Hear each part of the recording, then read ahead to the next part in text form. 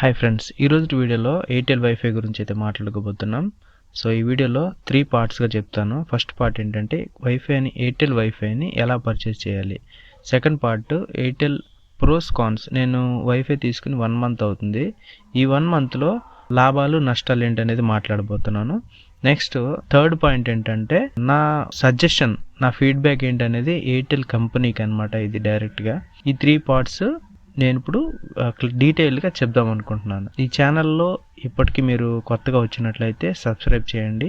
మీరు ఏమైనా ఫీడ్బ్యాక్ ఇవ్వాలనుకున్నా, మీరు ఏమైనా సజెషన్ ఇవ్వాలనుకున్నా ఖచ్చితంగా కామెంట్ ద్వారా మాకు తెలియజేయండి. ఫస్ట్ పాయింట్ ఏంటంటే ఎయిర్టెల్ వైఫైని ఎలా పర్చేస్ చేయాలి. ఎయిర్టెల్ థ్యాంక్స్ యాప్ని ఇన్స్టాల్ చేసుకున్న తర్వాత మీరు మీ దగ్గర ఉన్న సిమ్ నెంబర్ ఏదైతే ఉందో, ఎయిర్టెల్ నెంబర్ అయితే ఉందో దాంతో లాగిన్ అయిన తర్వాత ఎయిర్టెల్ వైఫై అని ఒక ఆప్షన్ ఉంటుంది. ఆ ఎయిర్టెల్ థ్యాంక్స్ యాప్లో ఆప్షన్ని క్లిక్ చేసి మీ లొకేషన్ని అక్కడ మనం టైప్ చేయాలన్నమాట. టైప్ చేసిన తర్వాత మీ లొకేషన్లో వైఫై ఇస్తారా లేదా అనేది మీకు అక్కడే చెప్పేస్తారు. ఒకవేళ మీకు వైఫై ఇస్తారు అని అనుకుంటే మాత్రం ఆ టైంలో మీకు అడ్వాన్స్ పే చేయమని ఒక ఆప్షన్ వస్తుంది. అడ్వాన్స్ నేనైతే 400 పే చేశాను. 399 రూపీస్ పే చేశాను. అడ్వాన్స్ పే చేసిన 1 వీక్లోనే వైఫై ఇంటికి వచ్చేసింది. వాళ్ళు ఇన్స్టాల్ చేసేసారు. అప్పుడు 2100, మొత్తం నాకు అయిన ఖర్చు 2500. ఇన్స్టాలేషన్ చేశారనమాట. నాకు 4 months and 7 days. ఈ 2500 అనేది 4 months and 7 days. వాళ్ళు ఇచ్చిన రౌటర్ ఒకటి ఉంటుంది. రౌటర్ ప్లస్ మోడెమ్ అనేది మనం ఇంటి పైన సిగ్నల్ కోసం పెడతామన్నమాట. దాని నుండి ఒక కేబుల్ ఉంటుంది మన ఇంటి లోపల ఉన్న రౌటర్కి. ఈ 2 ఐటమ్స్ అనేది వాళ్ళు ఇస్తారు. కేబుల్ కూడా వాళ్ళే ప్రొవైడ్ చేస్తారు. మనకి ఎంత వైర్ సరిపోద్ది, ఎంత కేబుల్ సరిపోతుంది అనేది వాళ్ళు తెలుసుకొని మనకు అందిస్తారనమాట. సో ఇన్స్టాలేషన్ ఛార్జెస్ ఏమీ ఉండవు, ఫ్రీ అని ఎయిర్టెల్ థ్యాంక్స్ యాప్లో ఉంది. కానీ వాళ్ళు నన్ను అడిగారు. ఒకవేళ మీరు ఎంత అమౌంట్ ఇవ్వాలనుకుంటే అంత ఇవ్వచ్చు, అది మీ ఇష్టం. సో ఇట్లా ఇన్స్టాలేషన్, ఇది ఫస్ట్ పాయింట్. నాకు అయిన ఖర్చు చెప్పాను కదా. సో నేను తీసుకున్నది రీఛార్జ్ ప్లాన్ గురించి చెప్తున్నాను. చాలా రకాలు ఉంటాయి, చాలా చేంజెస్ అవుతున్నాయి అని చెప్తున్నారు. నేను తీసుకున్నది మాత్రం 40 MB/s. నాకు ప్రస్తుతానికి వీడియో అప్లోడ్ చేయడానికి నాకు అది సరిపోతుంది. ఎంతవరకు యూజ్ అవుతుందో అంతే తీసుకోండి. సో బిగిన్నర్ ప్లాన్ నేను తీసుకున్నాను అనమాట. 40 MB/s అనేది నా ఫోన్లో ఏదైనా అప్లోడ్ చేసినా, డౌన్లోడ్ చేసినా నాకు సరిపోతుంది అనమాట. సో ఇది ఓకే. నెక్స్ట్ పాయింట్ వచ్చేసి ప్రోస్ అండ్ కాన్స్, లాభాలు నష్టాలు. లాభాలు ఏంటంటే ఇది స్టార్టింగ్ లో నాకు కొంచెం సింపుల్ గా అనిపించింది అనమాట. జస్ట్ ప్లగ్ అండ్ ప్లే, దానికి ఎక్స్ట్రా ఏం చేయవసరం లేదు. నెక్స్ట్ ఇందులో ఇంకో ప్లస్ ఏంటంటే 40 MB/s అనేది ఇందులో ఉంది. కొన్ని బ్రాడ్బ్యాండ్లకి, కొన్ని వైఫైలకి, అంటే ఎయిర్టెల్ కాకుండా మిగతా వాటికి 60 Mbps అనేది లీస్ట్ రీఛార్జ్ ప్లాన్ అనమాట.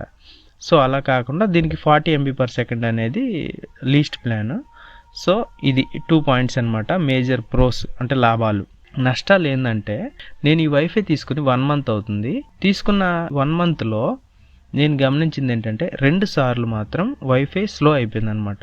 దాని మటుకు అదే స్లో అయిపోయింది.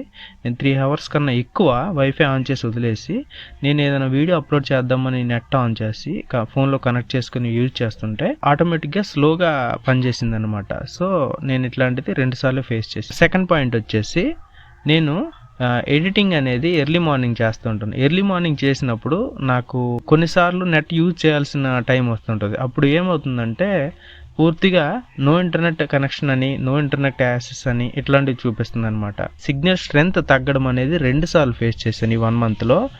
ఈ సిగ్నల్ పూర్తిగా లేకపోవడం అనేది, అంటే వైఫై కనెక్ట్ అవుతుంది కానీ డేటా మాత్రం పూర్తిగా నిల్ అనమాట. అదొకసారి ఫేస్ చేశాను. మెయిన్ ఫైనల్ ప్రాబ్లం ఏంటంటే ఇది డివైస్ హీట్ అవుతుంది అనమాట. ఇది వింటర్ సీజన్ కాబట్టి ప్రాబ్లం ఉండదు.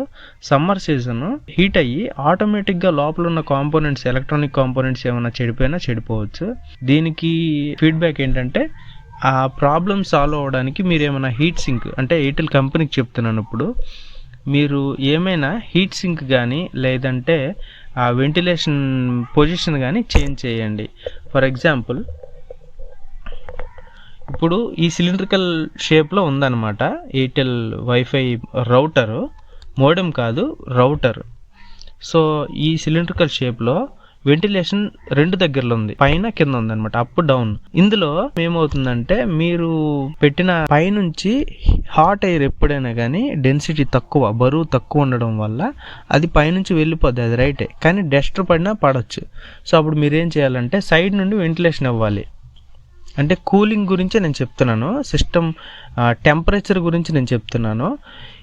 లేదు అని అంటే అది రౌండ్ షేప్లో ఉంటుంది కదా, ఈ రౌండ్ షేప్లో ఉన్నప్పుడు మీకు వీలైతే ప్రతి డివైస్కి హీట్ సింక్ అనేది ఏర్పాటు చేయండి. హీట్ సింక్ ఏర్పాటు చేయడం వల్ల డివైస్ కూల్గా ఉంటుంది, ఎలక్ట్రానిక్స్ కాంపోనెంట్స్ పోవు అనమాట, చెడిపోవు తొందరగా. ఇది ఒకటి అనమాట, ఈ మేజర్ ఇష్యూ ఇది, హీట్ అవుతుంది అంతే. ఆ హీట్ని తగ్గించడానికి ఆ సిలిండ్రికల్ షేప్ చుట్టూ హీట్ సింక్ని యాడ్ చేయండి. ఇది ఎయిర్టెల్ కంపెనీకి చెప్పే నా ఫీడ్బ్యాక్, నా సలహా ఏంటంటే మీరు ఏమైనా హీట్ సింక్ని యాడ్ చేయండి. ఓకే ఫ్రెండ్స్, ఇది చూసారు కదా, నేను ఎయిర్టెల్ వైఫై గురించి మాట్లాడాను. ఇందులో 3 పాయింట్స్ నేను చెప్పింది మీరు ఫస్ట్ నుండి లాస్ట్ వరకు చూసినందుకు థ్యాంక్ యూ. మీ సలహా ఏమైనా ఉంటే నాకు ఖచ్చితంగా కామెంట్లో చెప్పండి. నేను నెక్స్ట్ వీడియోలో ఇంకా కొత్త వీడియోస్ ఏమన్నా అంటే సైన్స్ ప్రాజెక్ట్స్ కానీ ఎక్స్పెరిమెంట్ కానీ ఇంకా కొత్తగా ఏమైనా చేద్దాం అనుకుంటున్నాను. ఓకే ఫ్రెండ్స్, ఈ వీడియోలో ఇంతే. మరో వీడియోలో మంచి టాపిక్తో కలుసుకుందాం. Bye bye.